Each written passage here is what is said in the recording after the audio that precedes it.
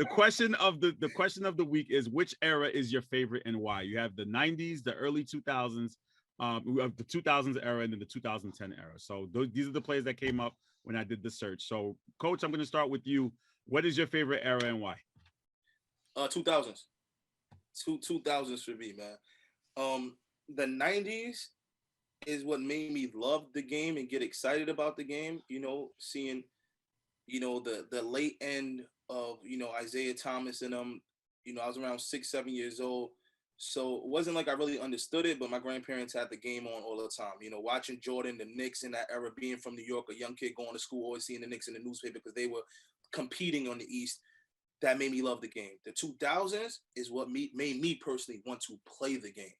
Like watching Kobe, watching Shaq, I bought the Steve Nash DVD on teaching how to be like a point guard, like how to shoot like a point guard. Like the 2000s era is what showed me that it is true.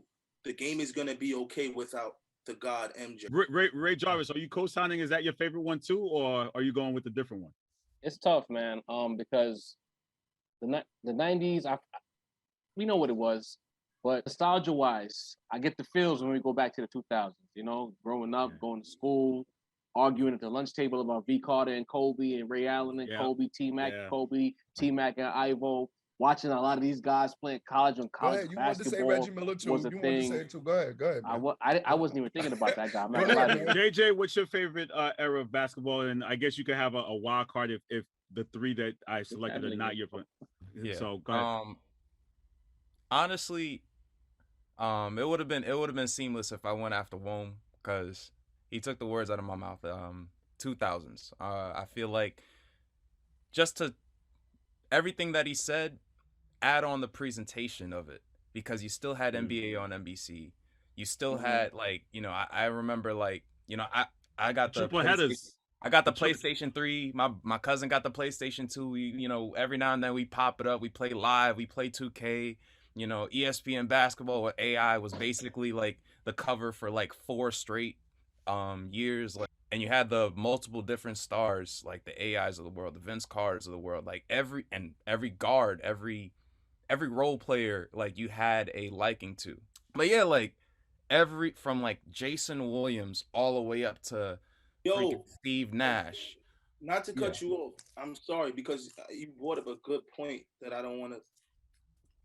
Basketball, the world of basketball in the 2000s, late 90s, 2000s, and media culture. Yeah. Hip hop and basketball really hit its peak in the 2000s. We talking about Nelly with the jerseys. We talking about Fabulous with the jerseys. Like the 2000s really just ensembled the peak era of basketball for me. So, Mike, are you going to make it kind of a clean sweep because everyone's kind of going? I'm going with that. Okay, so I'm going with that for just, I guess it is that era. That era was just great. Just looking back this weekend at Vince's dunk contest, again, as everyone says, just the culture. And for Mac playing basketball during that era, for me, it was kind of the birth of Media Man during that era. I remember going to the library and printing out the standings every single day and putting it in the back of my binder. And my nickname at that time was Stat Boy. It wasn't even Media Man, because anytime someone needed a stat, they would basically be like, "Hey, Stat Boy, what are the standings?" And I would literally now I understand your affinity for who. It makes sense now. For who? Uh-huh. What are you talking about? What are you talking about? Mr. Blank. What are you talking about? What are you talking about? I see. Carry on, Media Man. Don't let me stop the show. But anyway, listen, that entire decade was great. I'm going with the 2000s era. There's so many things that happened during that decade. As other panelists have said, you had the three-peat, you had the Pistons get one in, you had the rise of the Heat too. That was the young D Wade, young Melo. That 2003 draft class was in that decade as well. So much went on in that decade. That's what I'm going with. Mike. Yo, son, like there's absolutely no way that even the argument I have, I'm not going to make it, bro. You have to now. Definitely now you have to make it. No, I'm going to give you my argument, but before I give it, I have to say the 2000s. Listen to everything y'all just said. Who would I be to go against that? No, this is Mac pretty much verbalize what I was thinking as I was thinking about this topic. The 90s is when I fell in love with basketball. Like that's it. The Reggie Miller, that's when I fell in love. But the 2000s is literally when we all, like, if you're a certain age, it's when we all started to say, all right, not only most of us had hoop dreams. So it's not only, man, I want to play, but it's like then you started to understand the game and all the things y'all listed. But what I was going to pick was this era because of the talent level. The talent, and like this era is every night there is a good game.